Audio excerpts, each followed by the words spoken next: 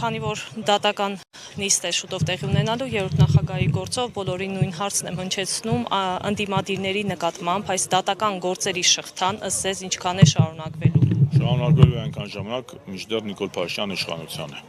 Նիկոլ Փաշինյանը ջղաձգումների մեջ է, այդ ջղաձգումները խոսում են իր մտահոգությունների մասին, ինքը տեսնում է, որ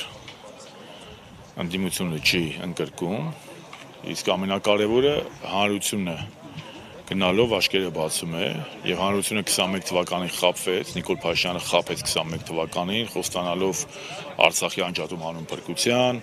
Շուշիի եւ Հադրութի դեօկուպացիա, ցեղասպանության միջազգային ճանաչում, բայց մենք տեսանք, որ նա ինչ խոսք տվեց, լրիվ հակառակը արեց։ Նա 21-ին չէր գնացել ընտրության, որպեսզի Արցախը հանձնի, բայց նա լրիվ հակառակ ծրագրով գնաց ընտրության, հանրությանը խաբեց, բայց 22 թվականի հոկտեմբերի 6-ին Պրահայում ճանաչեց Ադրբեջանի մաս Արցախը,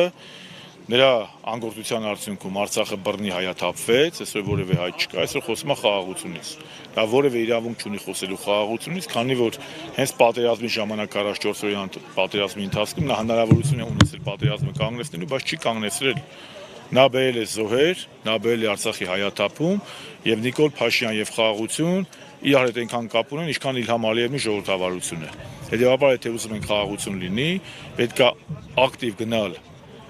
ընտրատեղամասեր եւ չքվեարկել Նիկոլ Փաշինյանի օգտին եւ քվեարկել անցողիկ ընդդիմության օգտին։ Պարոն Շարմազանովը, դուք խոսեցիք Արցախի մասին, այնպես է ստացվել, որ նախընտրական արշավում Արցախը մոռացվել է եւ փաստացի քաղաքական ուժերից, թե դուք չեք մասնակցում ընտրություններին, դուք աջակցում եք ընդդիմությանը։ Միայն դուք եք ուղիղ խոսում։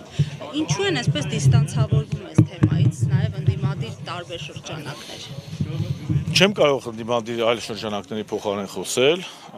մենք գտնում ենք, որ Հայաստանի երրորդ հանրապետությունը ուղիղ արցախյան շարժման արդյունք է, ծնունդ արցախյան շարժման,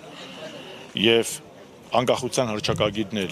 էլ իր մեջ ներառում է Արցախի գաղափարը, հետեւաբար մեր խնդիրն է հավատարիմ մնալ Հայաստանի Հանրապետության 90 թվականի օգոստոսի 23-ի ընդունված անկախության հռչակագրի իդեալներին։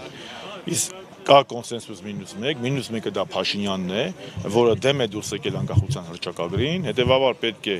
մի կողմ դնել ներընդդիմադիր տարաձայնությունները, համախմբվել եւ գոնե մեկ անգամ ապացուցել, որ մենք ոչ թե 30 արցախի, այլ ոգու ժողովուրդ ենք։ Ցեղասպանության տարելիցն է մոտենում եւ ասում են, որ այս իշխանությունները այլևս մեզ համար առաջնահերթություն չէ ցեղասպանության օրակարգը, խոսում են Հայաստան-Թուրքիա հարաբերությունների մասին, այս շրջանակում Հայաստան-Ադրբեջան հնարավոր փոխհարաբերությունների մասին։ Չառերեսվելով պատմությանը հնարավոր է նոր հարաբերությունների հիմք դնել։ Հայաստանի Հանրապետական կուսակցությունը եւ երրորդ նախագահ Սերժ Սարգսյանը մշտապես եղել են ու կան Թուրքիայի հետ առանձնախապայմանների հարաբերությունների կողմնակից եւ Հայաստանի բոլոր երեք իշխանությունները մինչեւ Փաշինյանը առանձնախապայմանների հարաբերությունների ձևավորման կողմնակից են։ Նիկոլ Փաշինյանն է միակ Հայաստանի ղեկավարը, որը խաղաղությունը եւ հարաբերությունները պատկերացնում է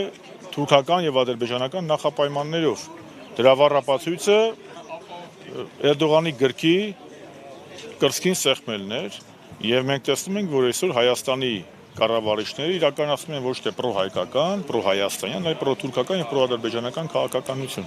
Ինչ վերաբերում է խաղաղությանը, ապա այստեղ էլ կա մի հատ լուրջ խնդիր, նույն Նիկոլ Փաշինյանի ազգային ժողովի նախագահ օրերս հայտարարեց, որ Ադրբեջանը խոչընդոտում է հայ-թուրքական հարաբերություններին։ Բայց դուք Ադրբեջանի հետ խաղաղության եք գնում, խաղաղությունը կա, ամեն ինչ նորմալ է, Ադրբեջանը ինչի է խոչընդոտում։ Հետևաբար բլեֆ են ինչ-որ ասում են, եւ հետևաբար ամեն ինչ պարզ է։